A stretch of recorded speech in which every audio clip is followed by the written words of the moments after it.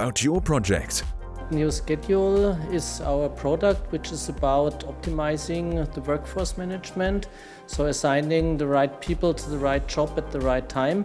So it calculates where are all my technicians, where are all my jobs, which skills do I need, what is the driving distance, and so on, and then it creates automatically a planning situation. That was the content of our project. Yeah.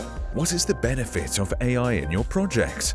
It's a 90% solution within minutes instead of having a 100% solution within days, yeah? And that is what our customer wants. And so to save time for the dispatchers and be able to quickly react, and also in the initial optimization to have a very quickly and completely planned solution, and you can only has to do some adjustments.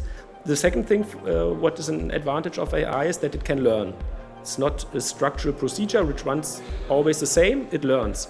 And what we also provide in our solution is that the software can learn from the planners how they decide. Is it a bio-inspired project? Where you use the genetic algorithm, that's an bio thing, yeah. So that's like the nature evolves things, yeah. This is what also our use of the genetic algorithm does, yeah. So we improve the situation by modifying and selecting, and this is also what the nature does, yeah. Are you a geek? Yeah, maybe you could call that, yeah.